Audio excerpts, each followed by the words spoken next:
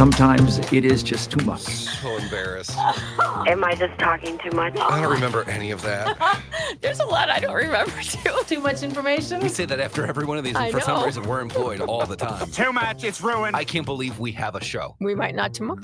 Staci and Hutch say too much. Here we go. Say too much. Staci and Hutch. We are excited for today's show. By the way, it's the first one of 2025. Yeah. Don't So- you feel so fresh and new? Fresh and new.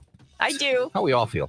Yeah. And we're starting off with someone pretty cool. Yes. Surprised that we were able to get this guy because his resume is just so insanely awesome. Kind of a big deal. Yeah.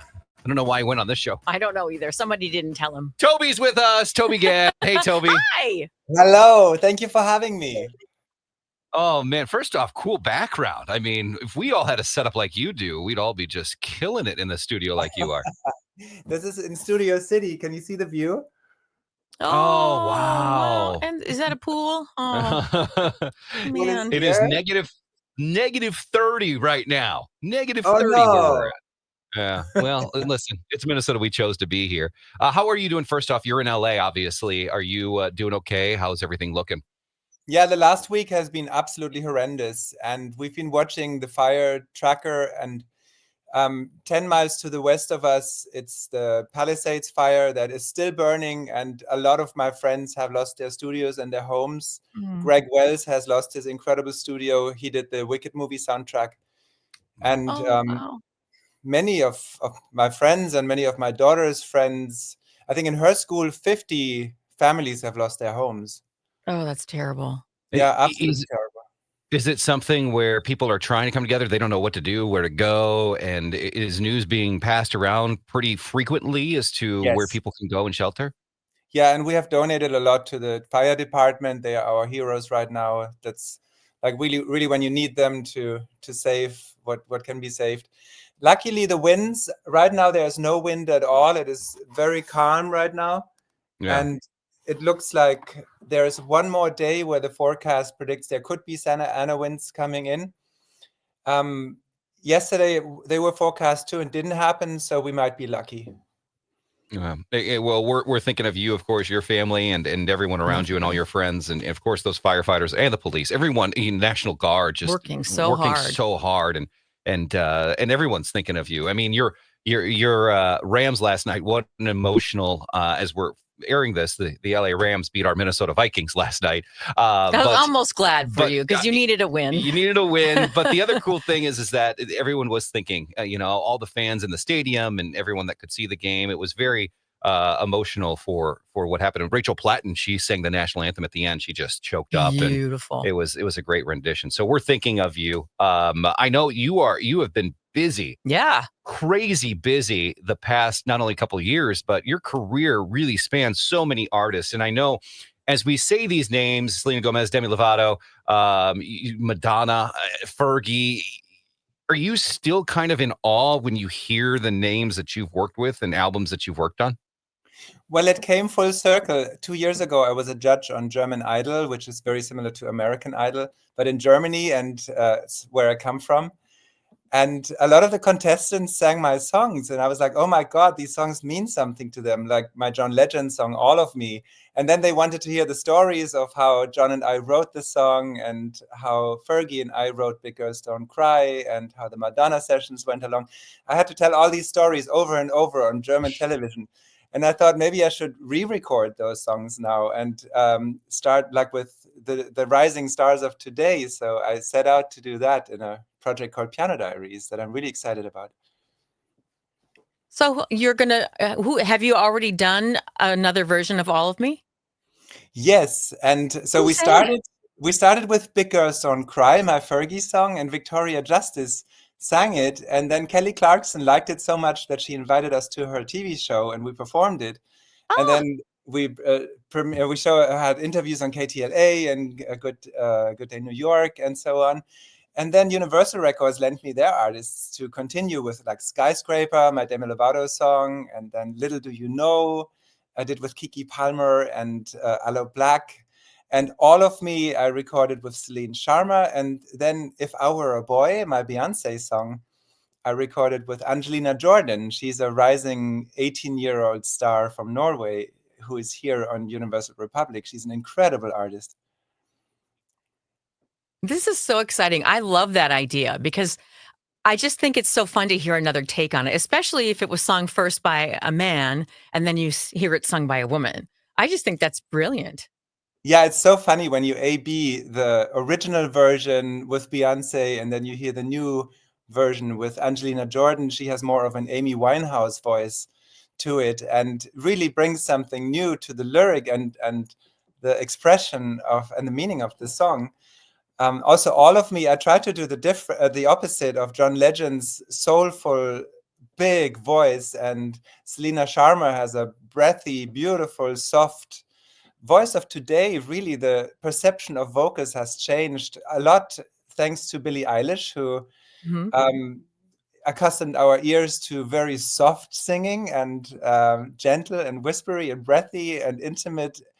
And I love the new interpretation of All of Me. It's a very different way of But do doing it. they ever get a little nervous about it? Because I mean, if I were, and not that I'm a singer, but if they were asking me to sing a Beyonce song, I'd be a little intimidated by that. Initially, she was, but we performed it also in quite a few shows. At the Palladium in London, there were 2,500 people, and I got to tell Yeah. the stories of the hits, and we performed If I Were a Boy, and she got standing ovations, and so the Ah, nervousness went. okay, that's good. When it comes to the musicality, the musical tone of "And All of Me," let's say, John Legend. I know you got the piano there. Can you play the first part of "All of Me" for John Legend, and then play the newer version of it? Is it different? Well, they both start with.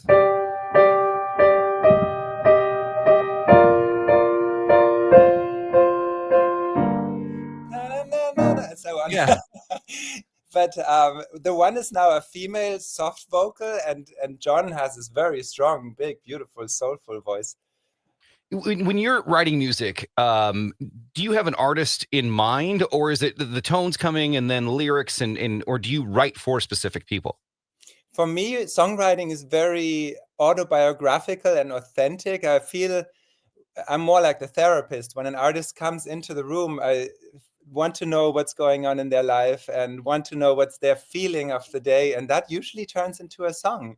Like with Fergie, Big Girls Don't Cry, she came in the room in tears and I was wondering what's wrong. And she said she just broke up with her long distance boyfriend. She had to get her own life back together. She just came from rehab and had to find clarity in her life. And so I suggested, why don't you write him a goodbye letter? And 10 minutes later, I read the letter, and the smell of your skin lingers on me now. You're probably on your flight back home.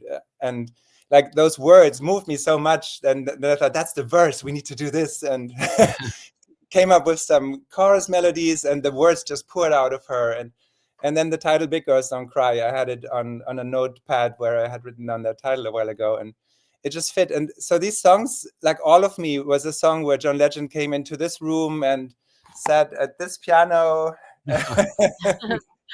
and said, Toby, I'm so in love. Today I feel like writing a love song, and I already have an idea. And the idea was, all of me loves all of you. And then he said, but I don't know what to do next. This is all I have.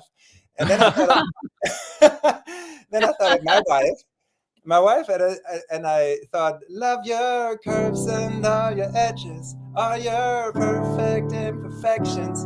And then he's like, Toby, let me get back to the piano. And we were going back and forth, trading places at the piano and pouring our hearts out to the ones we love.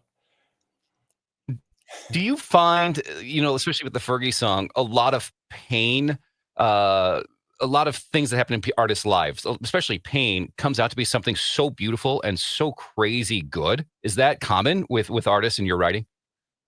Yes, and I feel with music, it's something where we also allow listeners to cry and to release feelings that they usually in their life might hold back. And with Fergie, she was so in tears, and she just felt it at the moment that it was this feeling she had to really prioritize herself at the moment, even though she was in love with him. So that pain translated into that lyric felt like it's an authentic moment, snapshot of her life that we managed to bottle into this song. And now when you listen to it, people think of their own story. And I love when a song resonates on such a personal level.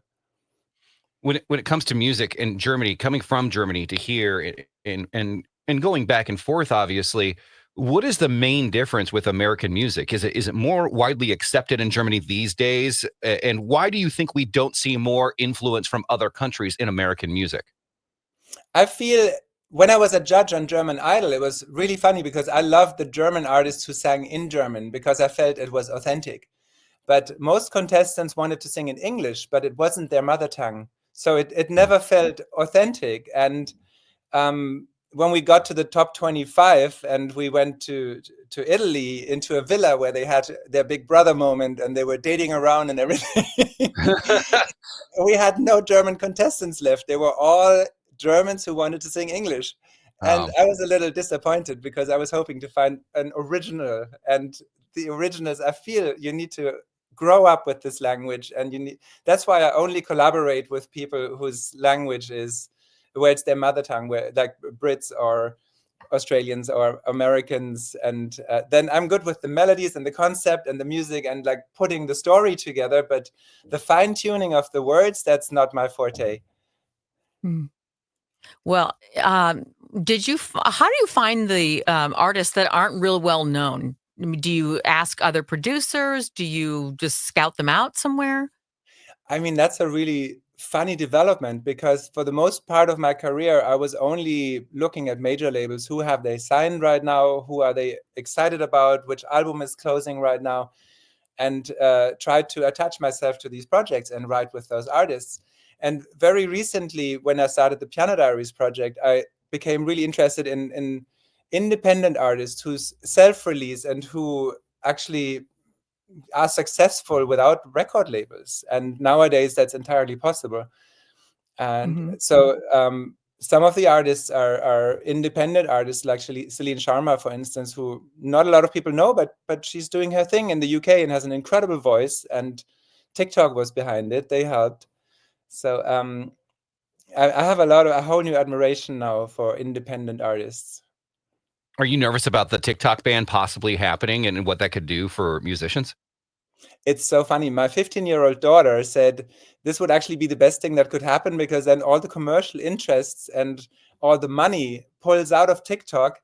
And since the app itself, you can still use it, but it won't get updated. It becomes this authentic thing again, how it started with Musical.ly back in the day when it wasn't about money. It was just about an idea. And the people who really want to put their music on there, they do, but no one invests in it money-wise anymore. So the algorithm turns back into something organic, which is interesting.